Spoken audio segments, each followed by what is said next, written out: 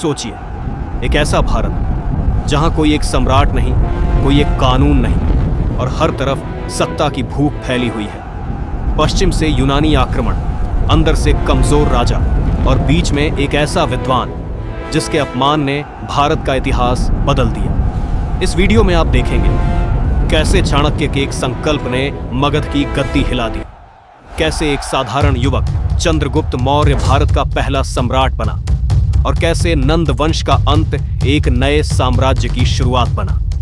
आप जानेंगे यूनानियों से हुए उस टकराव के बारे में जहां युद्ध नहीं, रणनीति जीती।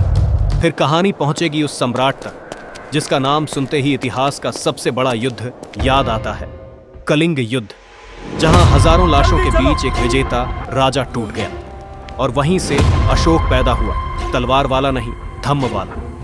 इस सफर में हम देखेंगे मौर्य प्रशासन की ताकत, उसकी कला, उसका वैभव और वो गलतियां जिन्होंने इतने विशाल साम्राज्य को अंत की ओर धकेल दिया। अगर आप इतिहास को सिर्फ पढ़ना नहीं, महसूस करना चाहते हैं तो चैनल को सब्सक्राइब कर लीजिए, वीडियो को लाइक कर दीजिए, क्योंकि ये कहानी सिर्फ मौर्य साम्राज्य की नहीं, ये कहानी है भारत के पहले विचार की।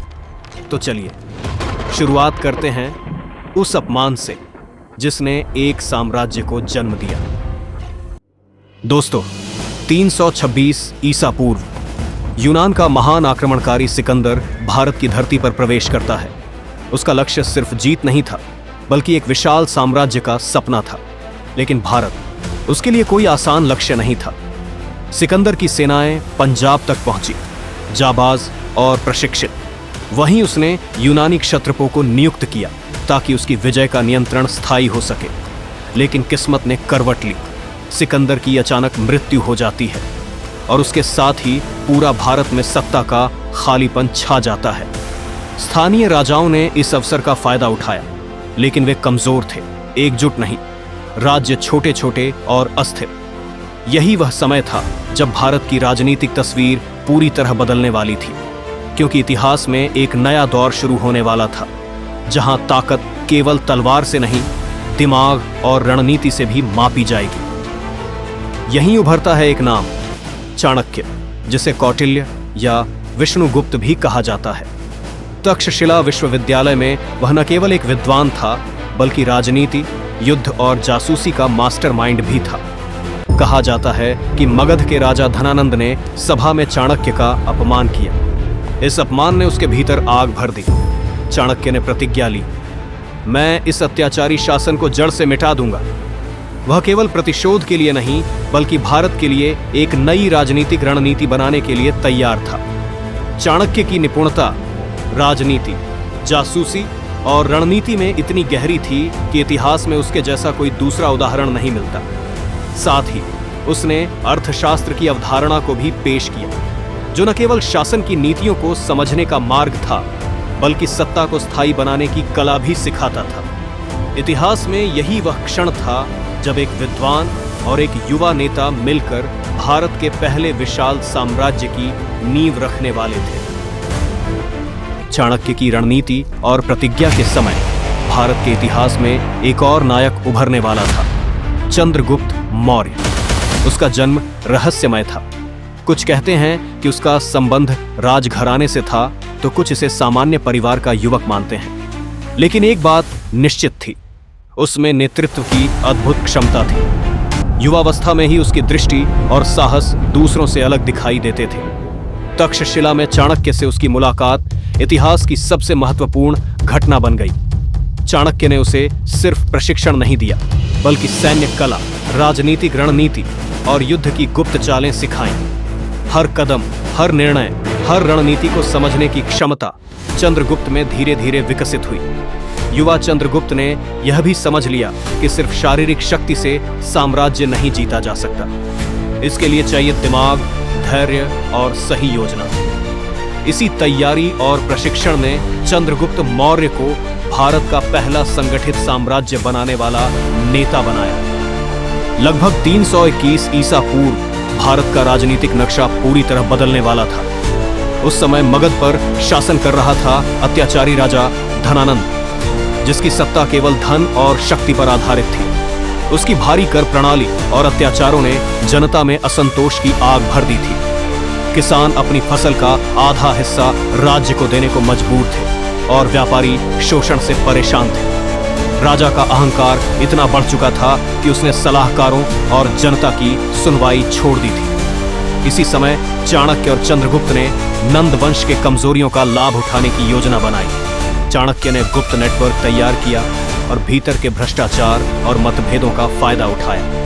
युवा चंद्रगुप्त ने जनता का भरोसा हासिल किया और सेना तथा राजनीतिक रणनीति में अपनी प्रतिभा दिखाई। धीरे धीरे छोटे विद्रोह और अंदरूनी चालों के जरिए नंद वंश कमजोर पड़ गया। अंततः चंद्रगुप्त मौर्य ने मगध पर अधिकार कर लिया और पाटलिपुत्र को अपनी राजधानी बनाया। यह केवल सत्ता की जीत नहीं थी, बल्कि रणनीति, धैर्य और जनता के विश्वास से हासिल किया गया पहला संगठित साम्राज्य। चंद्रगुप्त मौर्य ने मगध पर अधिकार कर लिया और इतिहास का पहला केंद्रीय साम्राज्य खड़ा किया। राजधानी बनाई गई पाटलिपुत्र, जो सिर्फ एक शहर नहीं बल्कि सत्ता, प्रशासन और शक्ति का केंद्र बन गई। यह साम्राज्य इतना संगठित था कि हर प्रांत में गवर्नर नियुक्त थे, हर इलाके में कानून और व्यवस्था कायम थी, जनता को सुरक्षा और न्याय मिलता था और साथ ही व्यापार और कृषि को भी बढ़ावा दिया गया। मौर्य सेना उस समय की सबसे शक्तिशाली सेनाओं में से एक थी। पैदल सैनिक, घुड़सवार और युद्ध हाथी सब तैयार थे युद्ध के लिए। हर युद्ध की रणनीति पहले से तैयार थी और हर सैनिक के लिए प्रशिक्षण और अनुशासन अनिवार्य था। चाणक्य की नीति और अर्थशास्त्र की अवधारणा ने प्रशासन को स्थायी बनाया। कर प्रणाली, भूमि वितरण और सैन्य संगठन सब योजनाबद्ध और प्रभावी थे। इतना ही नहीं, पाटलिपुत्र साम्राज्य का राजनीतिक और सांस्कृतिक केंद्र भी बन गया। यहां पर न्यायालय, सभा और भंडार सब सुव्यवस्थित थे। इतिहास में पहली बार भारत में एक ऐसा साम्राज्य आया जो ताकत, बुद्धि और प्रशासन से मजबूत था, और यही मौर्य साम्राज्य की असली पहचान बन गई। सोचिए, मौर्य साम्राज्य का विस्तार इतना तेज हुआ कि पश्चिम की यूनानी शक्तियां भी उसे रोक पाने में असमर्थ थीं। सेल्यूकस निकेटर, सिकंदर का महान सेनापति और अब खुद का साम्राज्य बनाने वाला शासक, भारत की सीमा पर खड़ा था। उसकी आंखों में केवल विजय की लालसा थी, लेकिन चंद्रगुप्त की सेना प्रशिक्षित और संगठित उसकी हर चाल का जवाब देने को तैयार थी। युद्ध भड़का, एक ऐसा युद्ध जिसे इतिहास ने यूनानी मौर्य युद्ध कहा। हाथियों की गर्जना, घुड़सवारों की तेजी और पैदल सैनिकों की अनुशासनिक चालें, सब कुछ युद्ध के मैदान पर जीवंत था। लेकिन चंद्रगुप्त की रणनीति इतनी सूक्ष्म थी कि अंततः सेल्यूकस को संधि करने और वैवाहिक संबंध बनाने पर मजबूर होना पड़ा। इस समझौते में 500 युद्ध हाथी भी मौर्यों के पास आए, जो सिर्फ ताकत नहीं बल्कि डर और सम्मान का प्रतीक बन गए। यहीं मेगस्थनीज आया, यूनानी राजदूत, जिसने मौर्य साम्राज्य का दौरा किया और सब कुछ लिखा। उसने देखा कि यह साम्राज्य केवल विजय पर नहीं बल्कि प्रशासन, न्याय और संगठन में भी कितना अद्वितीय है। मेगस्थनीज ने इसे अपनी किताब इंडिका में लिखा और इतिहास में दर्ज किया कि चंद्रगुप्त का साम्राज्य सिर्फ विशाल नहीं बल्कि दूरदर्शी, संगठित और प्रभावशाली था। इस युद्ध और समझौते ने साबित कर दिया कि सत्य और बुद्धि से भरी रणनीति ताकत और तलवार से भी ज्यादा प्रभावशाली हो सकती है। इतिहास में कभी-कभी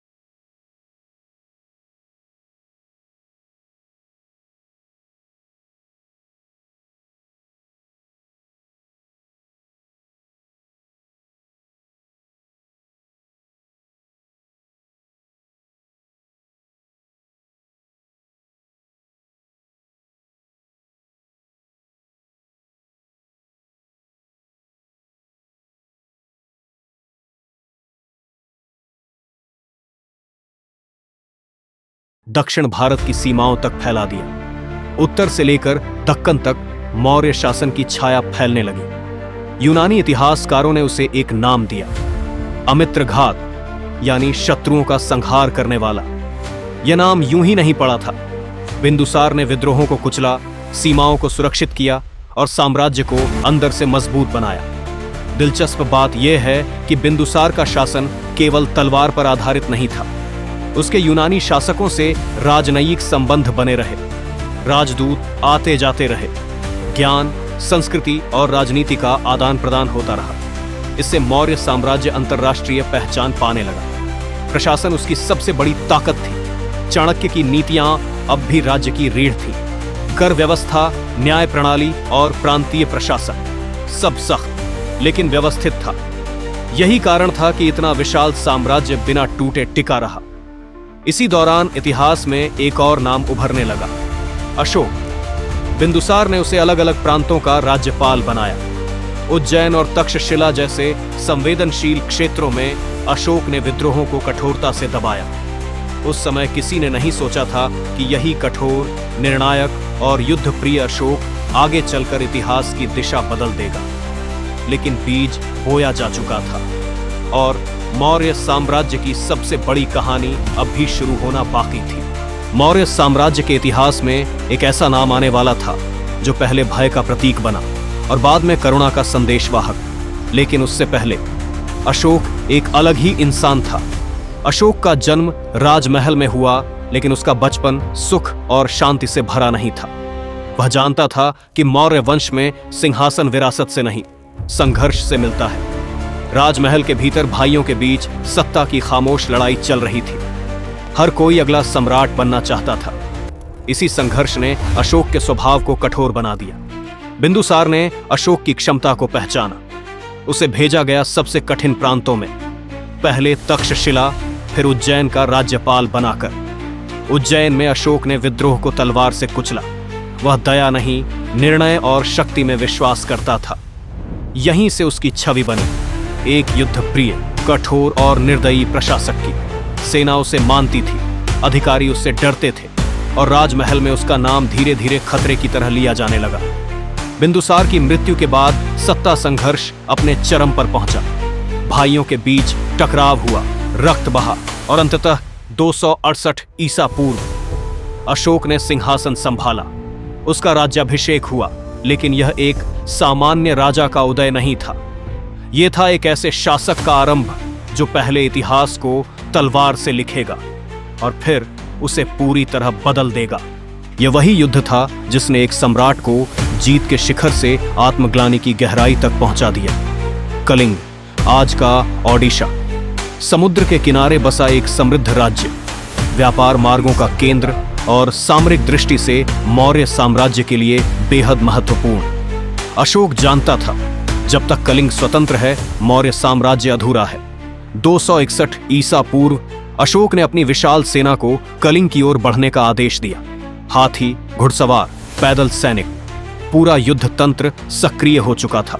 लेकिन जो हुआ वह केवल युद्ध नहीं था, वह नरसंहार था।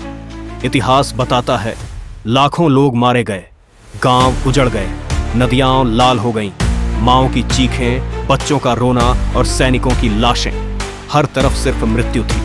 जब युद्ध समाप्त हुआ, अशोक विजय के शिखर पर खड़ा था, लेकिन उसके सामने जीत नहीं, तबाही फैली हुई थी। कहा जाता है, अशोक युद्ध भूमि में चला। उसने देखा मृत शरीर, घायल लोग और टूटे हुए परिवार। यहीं अशोक टूट गया। यह पहला मौका था जब एक विजेता सम्राट ने अपनी ही जीत पर पश्चाताप किया। यही भावनाएं बाद में अशोक के शिलालेखों में दर्ज हुईं। शिलालेखों में उसने लिखा कि कलिंग युद्ध ने उसे अहिंसा, करुणा और धम्म के मार्ग पर मोड़ दिया। कलिंग युद्ध सिर्फ एक राज्य की हार नहीं था, यह था अशोक के भीतर के युद्ध का अंत और एक नए अशोक का जन्म। एक ऐसा अशोक जो आगे चलकर तलवार नहीं, धर्म और करुणा से इतिहास लिखेगा।